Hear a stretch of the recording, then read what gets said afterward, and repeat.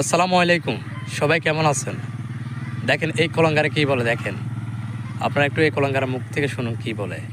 সম্মানিত দর্শক, আজকে আপনাদের কাছে আমি প্রমাণ করব। এটা হচ্ছে কুরআন শরীফ, এটা হচ্ছে 30 পারা কুরআন শরীফ। এটাতে সব কিছু রহস্য লুকিয়ে আছে। এই কুরআন শরীফে সব রহস্য লুকিয়ে আছে। এখন আমি প্রমাণ করতে চাচ্ছি এটাই, মানুষের কাছে শুনে এসেছি আল্লাহ আছে, মানুষকে সৃষ্টি করেছেন আল্লাহ। এখন আমি বুঝতে চাচ্ছি মায়ের ওসিলায় সন্তান দুনিয়াতে আছে, মায়ের ওসিলায় সন্তানের জন্ম হয়। আমি বুঝাইতে চাচ্ছি এটাই যে আল্লাহ যদি থেকে থাকে কোনো না কোনো পাওয়া তো অবশ্যই দেখাবে। আর বিশ্বাস তো জন্মেই আমার মতো বন্ধা একজন মানুষের সাথে, কিন্তু আমার উপর সেটা বিশ্বাস নাই, বিশ্বাস নাই। এখন আমি একটা জিনিসই প্রমাণ করব।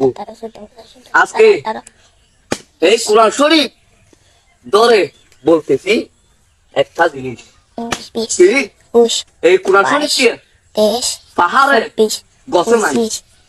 আমি লোকের কাছে শুনেছি, মানুষের কাছে, এই কুরআন শরীফ পাহাড়ে গছে নাই। সেই কুরআন শরীফ আমি হাতে নিলাম। এখন আমি বুঝতে চাচ্ছি আজকে আমি কুরআন শরীফকে অপমান করব, আল্লাহ একটা আমি নিশানা খুঁজে পাবো। হোক সেটা আমার মৃত্যু, হোক আমার এক ধরনের বিয়ারাম, সেটা আমি মেনে নেব। শুধু আল্লাহর বিশ্বাস আমি পাওয়ার জন্য। আল্লাহ আছে দুনিয়াতে, আল্লাহ উপরে আছে, আল্লাহ আল্লাহ বলতে কিছু আছে, সেটি প্রমাণ পাওয়ার জন্য, বিশ্বাস আমার ভিতর ঢোকার জন্য আমি আজকে প্রমাণ করব আল্লাহ আছে, আল্লাহ কবার আমি দেখবো। তাই আমি কোরআন শরীফকে আসার মারলাম, দেখি আমার কি হয়।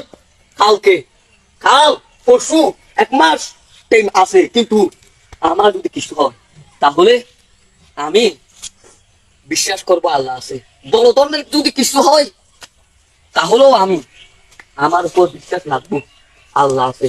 সেটা আমার মৃত্যুই হোক, মৃত্যুর আগে হলো আমি একটু পরিমাণ বিশ্বাস করে যাব আল্লাহ আছে, আল্লাহ আছে।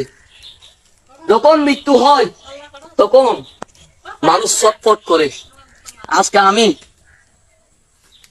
কোরআন শরীফ